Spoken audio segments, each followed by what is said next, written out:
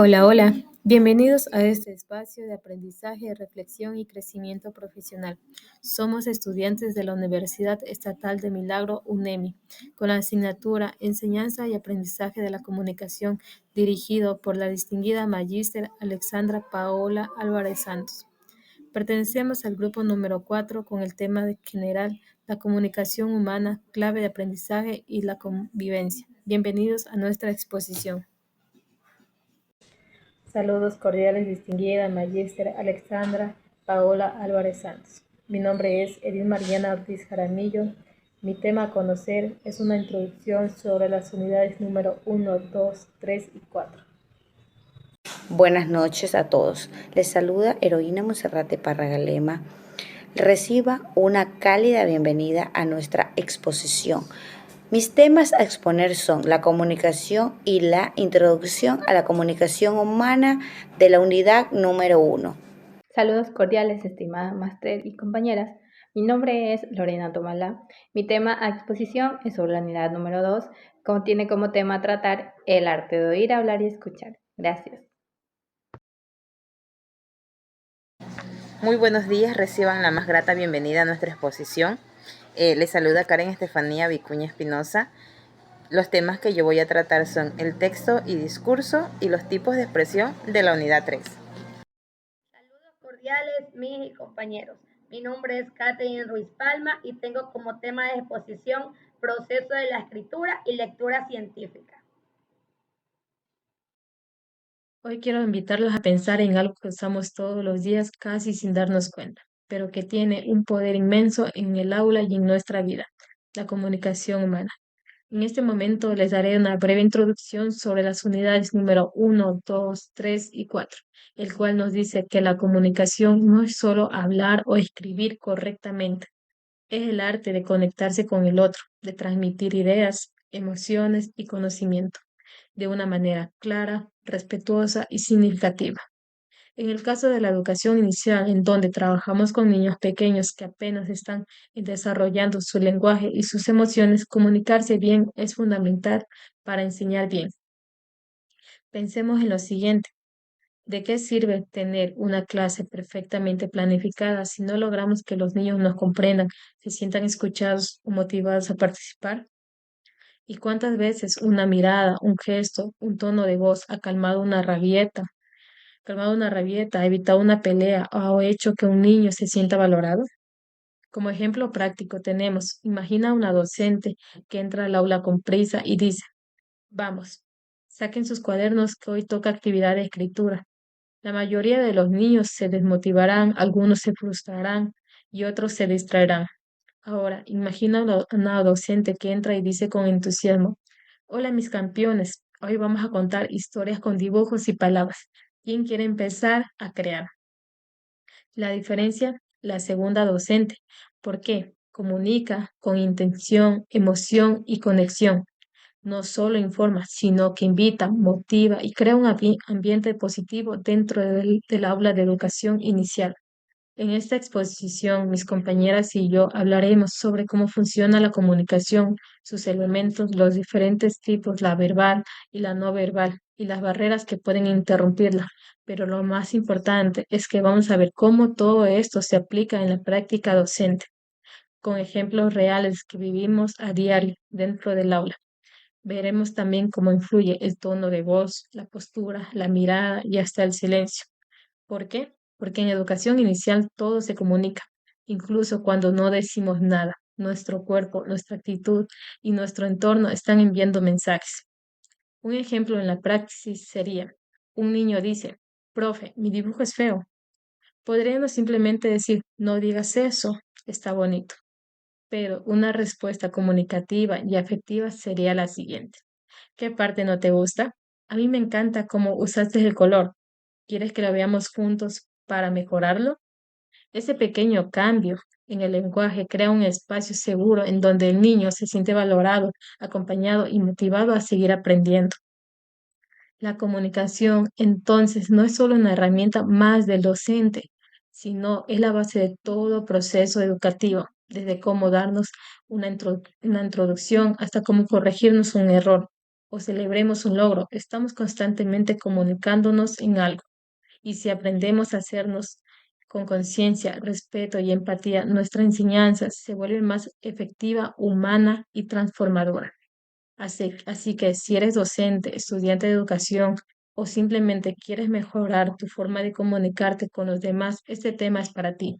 Acompáñanos a descubrir todo lo que la comunicación puede lograr en la escuela, en casa y en la vida.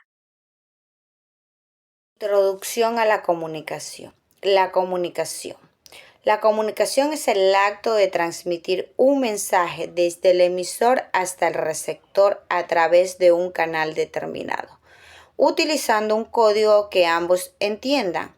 Todos los seres vivos presentan alguna forma de comunicación, ya sea mediante palabras, señales, química, sonidos o movimientos. Sin embargo, solo el ser humano tiene la capacidad para elaborar.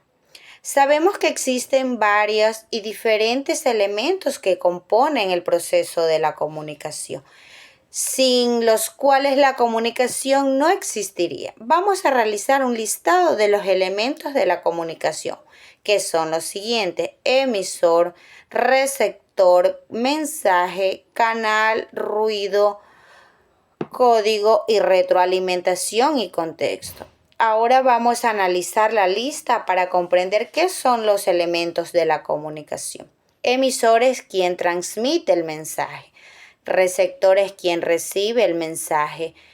El mensaje es la información que se transmite. El canal es el cual se envía el mensaje. El ruido son las interferencias que dificultan la comunicación. La retroalimentación es la validación del receptor. El contexto es la situación en que sucede la comunicación. Elementos imprescindibles de la comunicación. Emisor es el que envía el mensaje, es lo que se comunica, y el receptor es el que lo recibe. Las barreras de la comunicación.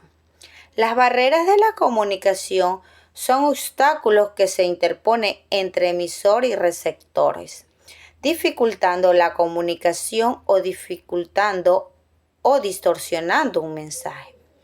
Las barreras físicas están relacionadas no con las personas, sino con el entorno en que se encuentran las personas. Ejemplos de tipos de barreras: ruido ambiental, barreras arquitectónicas y mal funcionamiento de la tecnología, condiciones de iluminación inadecuadas.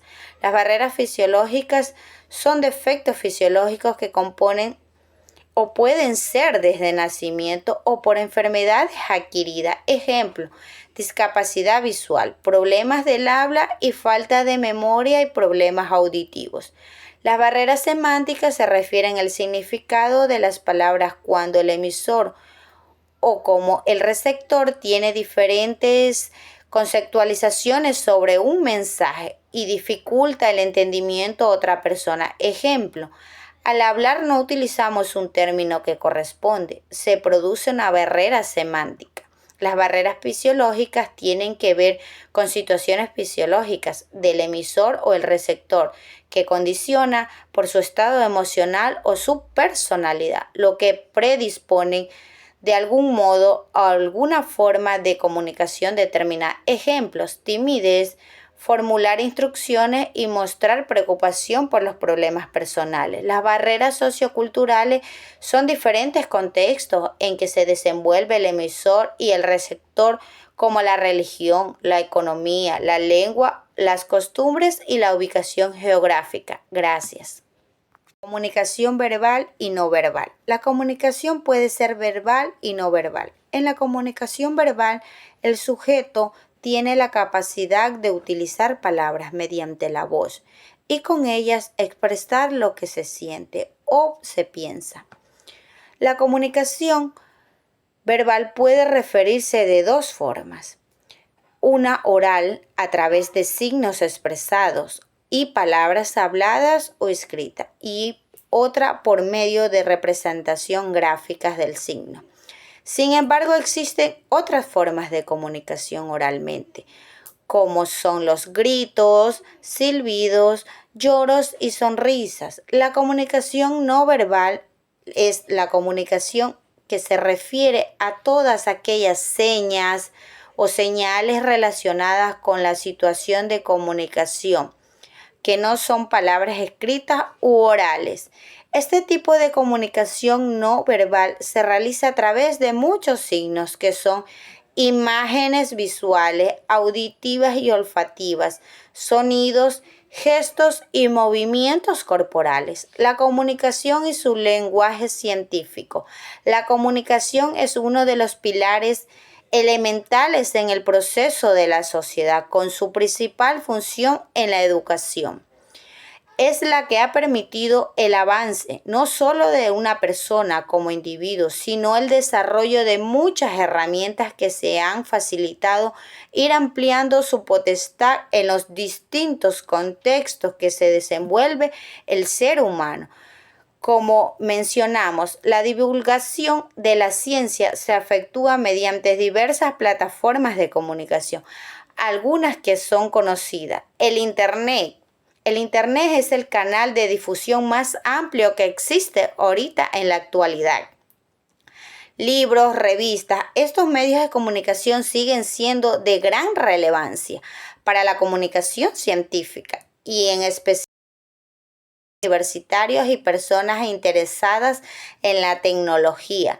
La radio y la televisión se trata de los medios de comunicación científica con mayor impacto en la sociedad, ya que son capaces de llegar al público general, sin importar la edad o el grado de interés. La divulgación de la ciencia ha demostrado ser una herramienta educativa y cultural y de gran relevancia para el desarrollo de la sociedad moderna. Al compartir trabajos e investigaciones científicas, el nivel de culturalización por parte del público se ve y se considera un beneficio. Esto ayuda en especial en los espacios educativos donde la interacción entre personas es constante y activa. Los niños entre 7 y 15 años son unos grupos más interesados en temas de estudio científico. Además, son uno de los objetivos principales que desea alcanzar la comunicación científica. Esto se debe a que los primeros años de educación, el cerebro absorbe una gran cantidad de información. Además, el interés y la curiosidad durante la época de la juventud permite que trabajos de esta índole tengan un mayor valor en el plano intelectual. Gracias. A continuación, yo les presentaré la unidad número 2. El tema a tratar es el arte de oír, hablar y escuchar. ¿Qué entendemos por oír? Oír es la acción de percibir ondas sonoras a través del oído. Es un proceso físico que ocurre cuando las ondas sonoras llegan al oído y son procesadas por el sistema auditivo. ¿Qué entendemos por hablar? Hablar es un acto, el tipo de acción se involucra con el uso de la lengua natural y este está sujeto a cierto número de reglas convencionales, generales o principios pragmáticos de pertinencia. Hablemos del acto del hablante. En el acto de hablante tenemos al acto locutivo, acto ilocutivo, acto perlocutivo, acto directo, acto indirecto. Todo hablante debe tener su perfil y este debe ser cumplido con las siguientes características: escucha activa, claridad y coherencia, lenguaje no verbal, práctica de mejora continua, empatía, adaptabilidad, ética y sinceridad y conciencia de la propia voz. Hablemos de qué es escuchar. Implica no solo percibir el sonido, sino también prestar atención e interpretar comprendiendo a lo que se oye. Es una actividad consciente y voluntaria que requiere concentración y esfuerzo mental. Muchas gracias. El siguiente tema es la comunicación interpersonal. La comunicación interpersonal es la forma que hoy se conoce una conversación cara a cara. Entre ellas tenemos el diálogo. El diálogo es una comunicación de género interpersonal porque se puede definir como una comunicación verbal o escrita, la que se relaciona entre dos o más personas a través de un intercambio de información.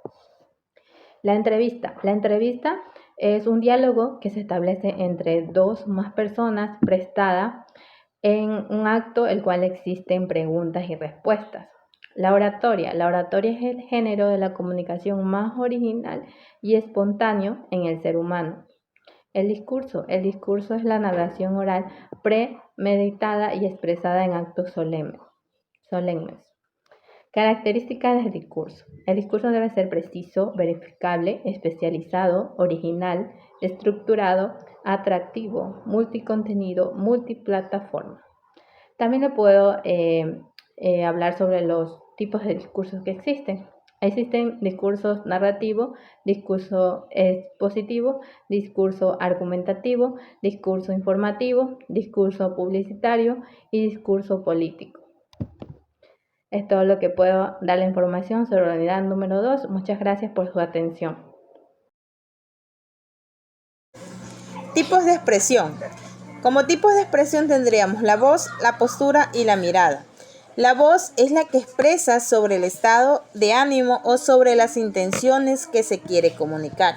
Se produce por las vibraciones de las cuerdas vocales. En la voz tenemos dos tipos.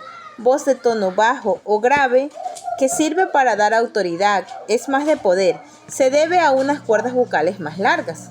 Y la voz de tono alto, se usa para hacer preguntas, llamados y avisos. En la postura es la posición o la actitud del cuerpo. Hay que mantener una postura correcta que nos demuestra seguridad, entusiasmo. Además de otra postura sería el movimiento que realizamos con nuestras manos. La mirada sirve para emitir señales visuales en función del lenguaje que se quiere transmitir. Por ejemplo, tenemos la mirada firme y franca, la mirada feroz, la mirada al bajar los ojos, la mirada huidiza, los ojos desenfocados, una mirada elevada y la mirada lateral. Muchas gracias. El texto y discurso. En el texto tenemos el nivel fónico que se combinan para formar oraciones y palabras. Por ejemplo, tendríamos la consonante P y B. Son diferentes porque se distinguen palabras como pata y bata. En el nivel morfológico se forman a partir de unidades más pequeñas llamadas morfemas. Como por ejemplo tenemos la palabra deshielo. Des, el prefijo, y el raíz o el sufijo. En el nivel sintáctico se combinan tanto el sujeto como el predicado para formar oraciones tales como por ejemplo Pedro come frutas. En el nivel semántico es el estudio del significado de las palabras. Hay palabras que pertenecen a un mismo grupo, pero cada una tiene un significado diferente. Ejemplo, montaña, llanura, valle. El texto con coherencia es aquel cuyas partes están relacionadas lógicamente y contribuyen a un significado global. Como ejemplo de un texto coherente tendríamos: la semana pasada Juan fue al mercado y compró frutas y verduras frescas. Luego preparó una ensalada para la cena. La ensalada estaba deliciosa y saludable. Disfrutó mucho de la comida con su familia. El texto incoherente carece de esta conexión, lo que resulta confuso y difícil de entender. Como ejemplo de un texto incoherente tendríamos: el perro voló alto, las estrellas cantaban canciones de cuna, el pastel de chocolate se convirtió en un elefante azul, la bicicleta corrió a la escuela para comprar zapatos de madera. En un texto con cohesión tendríamos que los recursos como conectores, pronombres, sinónimos y campos semánticos ayudan a conectar las ideas y crear un flujo lógico en el texto. Como por ejemplo, María fue al mercado a comprar frutas, después compró verduras. Finalmente regresó a casa con sus compras. Ella estaba muy contenta porque había encontrado todo lo que necesitaba. Además, el clima estaba perfecto para caminar. En un texto con no cohesión, la falta de estos recursos o uso inadecuado dificulta la comprensión y hace que el texto sea difícil de seguir. Ejemplo, María fue al mercado, después compró verduras. Finalmente regresó a casa. Ella estaba muy contenta, el clima estaba perfecto. El texto adecuado y el texto inadecuado. El texto adecuado cumple con las normas sociales, personales y lingüísticas para una situación comunicativa específica, adaptándose al tema destinatario y contexto. Como por ejemplo, tendríamos una situación, un estudiante explicando un tema complejo a sus compañeros de clase. En el texto inadecuado, este no cumple con esas normas, lo que resulta en una falta de claridad, comprensión e incluso ser inapropiado. En esto tendríamos una situación como por ejemplo un profesor respondiendo a una pregunta técnica a unos estudiantes de primaria. Gracias. Tema 1. El proceso de la escritura en educación inicial. La escritura en la educación inicial no comienza con letras en los niños, sino con habilidades previas que se desarrollan poco a poco. Primero los niños hacen garabatos sin sentido, luego dibujan con intención y comienzan a explorar letras y sonidos, hasta lograr escribir palabras con sentido y reglas ortográficas. Todo esto para acompañar este proceso se usan técnicas tales como trazos y grafismos, los cuales que fortalecen la motricidad fina, escritura espontánea, que fomenta la creatividad de los niños, el copiado de las palabras significativas, como su nombre o etiquetas del aula, el dictado al adulto, donde el niño dice y el adulto escribe, textos colectivos que desarrollan el trabajo en grupo, imágenes y palabras que ayudan a asociar el significado de lo que ellos quieren dar a entender. Todas estas estrategias permiten que el niño aprenda a escribir de forma natural, jugando, expresándose y entendiendo que la escritura es una herramienta para comunicarse. Como tema 2 tengo las técnicas de expresión escrita y su aplicación en la educación inicial. La expresión escrita en la educación inicial no es nada más que un proceso gradual que va más allá del abecedario.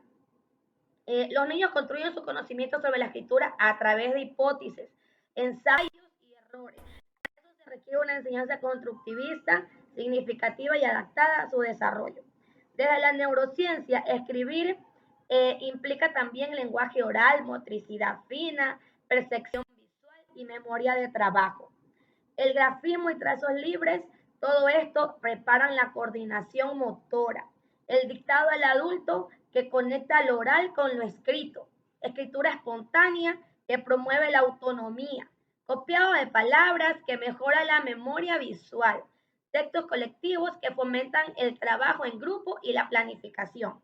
Todas estas técnicas deben aplicarse en un ambiente alfabetizador, con juegos, con libros, con imágenes, y apoyo de docentes.